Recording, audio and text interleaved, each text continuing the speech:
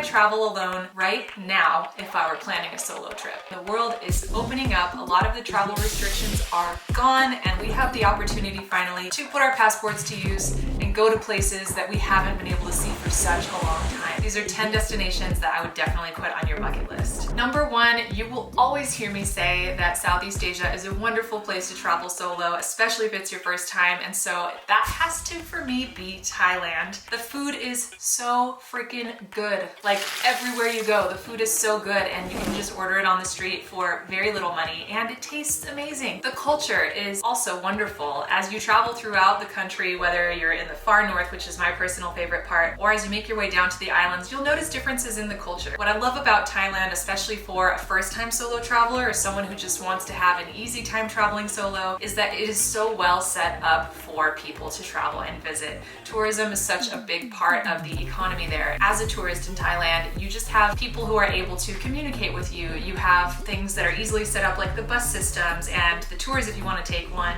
There's just so many things to do, from cooking classes to hanging out on the beach to scuba diving to going out and meeting other people at a hostel, out and about for the nightlife. Thailand just has so much, and as a solo traveler, you will meet so many other solo travelers. That was my biggest fear before I traveled by myself, was who am I gonna hang out with? In Thailand, right away, my worries were put aside because I met so many other people, many of whom were also traveling alone. Number 2, my home state, my favorite place to travel in the United States, don't tell Utah or Alaska I said that, is California. Whether it is the desert in the southern part of the state, which is to me so stunning, you've got an amazing night sky, you've got so many cool land formations.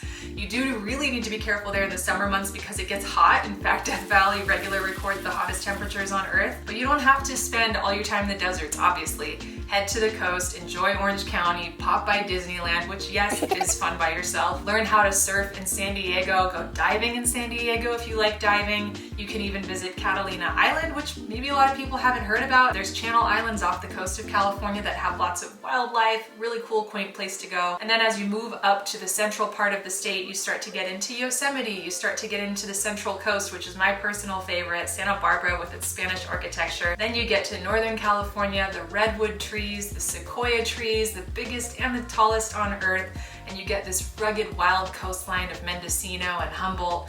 To me, there's very few places that are this diverse, varied, and just have something for everyone. Number 3 is Germany, my former home. So I used to live in Berlin on and off for about 4.5 years, and I gotta say that over the course of that time, I came to fall in love with this country. In fact, that's why I moved there, because I thought this is just such a cool place. So dynamic, so much going on. And what I love about Berlin in particular is that it has this grittiness to it. It is so interesting, there's so much to do, and there's a lot of people just out and about at any given time. The public life, especially in the summertime, is so vibrant there. You have these liquor stores that set up tables and people just sit outside and treat it like a bar on the sidewalk. You have so many fun nightclubs that are world famous, so many interesting street art areas and places to check out that are just kind of free to wander around, like the East Side Gallery.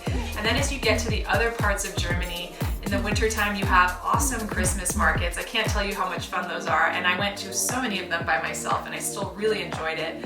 As well as these beautiful mountains of Bavaria, the castles of Baden-Württemberg. There's just so much to see in this country. It is quite accessible traveling alone, very well connected by train and bus, and I find that people are easy to talk to, especially in Berlin, such a dynamic city. So I guess what I'm really saying is go to Berlin. It's awesome. Next is Tanzania, or Tanzania. I never really could clarify which it is. I gotta tell you that this country is truly stunning and has a lot to offer, whether you're going to the beaches of Zanzibar or enjoying the Serengeti, or if you're gonna climb Kilimanjaro, that's another really cool option.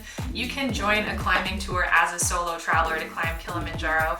You can join a safari to safari through the Serengeti, so you're not truly by yourself.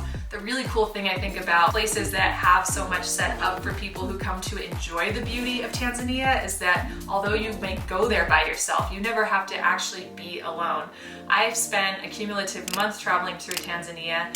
In one situation, I was on a tour called Acacia Africa. It caters to younger people. It's a camping tour, but honestly, it was such a good experience, and you see all of the same things. You still see the Serengeti, you still get to go to Arusha, and it is just a really wonderful country for all of the diversity that you get, from the beaches to the mountains to the animals. Next is Ireland. You cannot hope for a friendlier bunch of people than in Ireland. I have been, I think, 6 times to Ireland, and every time I'm just blown away by how nice people are. One time I ended up just kind of being the impromptu extra guest on they call it a stag do there, but it's basically a bachelor party. People are just really nice and friendly. Also, the landscape is beautiful. You've got the Wild Atlantic Way, which is a coastal drive. I also really enjoy Northern Ireland. It is equally stunning, equally friendly as Ireland, and it's just got Giant's Causeway. It's got so many castles. I really enjoyed exploring both areas when I have visited, and I recommend a holistic exploration of the whole area if you have the time. Number 6 is the Philippines. I have to admit, the first time I went to the Philippines, I didn't enjoy it as much as I hoped to, as much as I wanted, but I went back, I gave it a second chance, and I ended up meeting local people that were really cool. I ended up meeting other backpackers who were really cool. And the thing about the Philippines is that it is just so unbelievably beautiful. You've got waterfalls, you've got so many islands, especially on Palawan, that are famous for good reason. They're just so dramatic. You have these baby blue lagoons. You have a healthy reef that you can dive. I did a liveaboard ship there where I was a solo traveler, but I got to join this liveaboard scuba diving trip and meet all these other people. I just feel like the Philippines is another place that is so well set up as a foreigner to go and enjoy yourself. You will just have all of these things that you can do, from day trips to organized week-long trips like my dive trip, if that's what you want to do,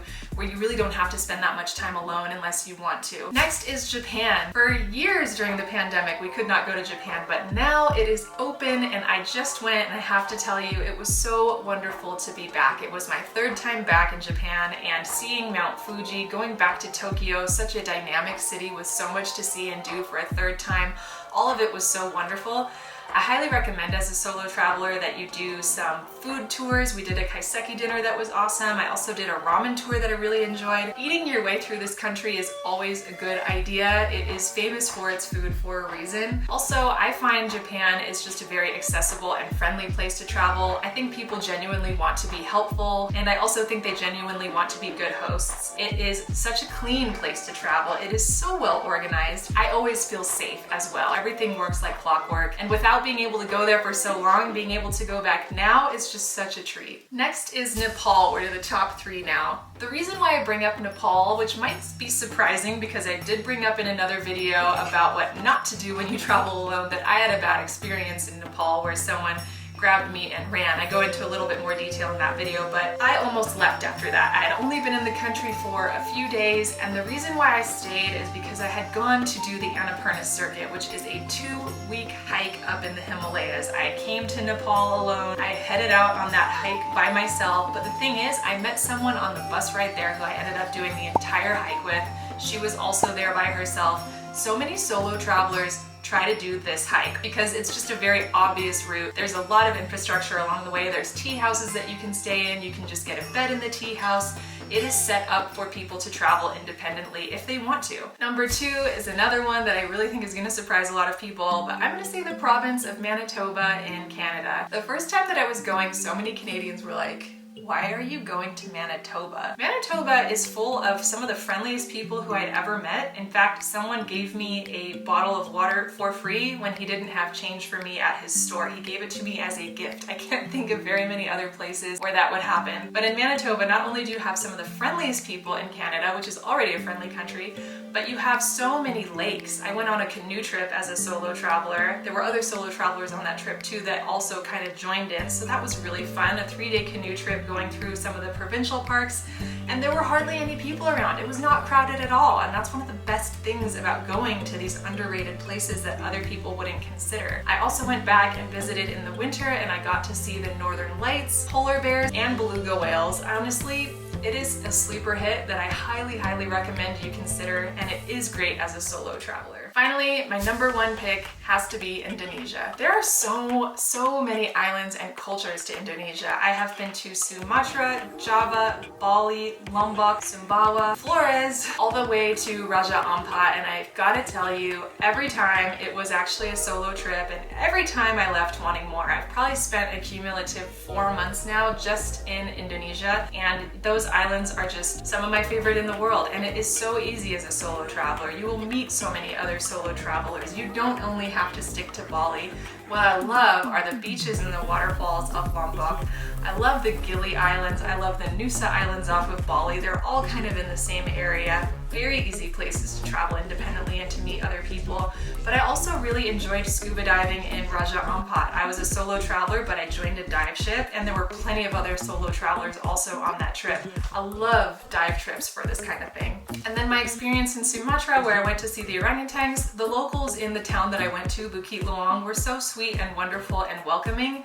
I just had such a nice time hanging out with them that I ended up extending my stay in this tiny town that most people only stay in for like a day, for almost a week. Back then it didn't even have internet. I was not connected to the outside world. I was just floating the river, hanging out with people each night while they played guitar and we drank beers, and I just gotta say, 10 years later, still one of my favorite travel memories. So those are 10 places I would travel right now, and there are also some places I would absolutely not travel. Be sure to check out that video next.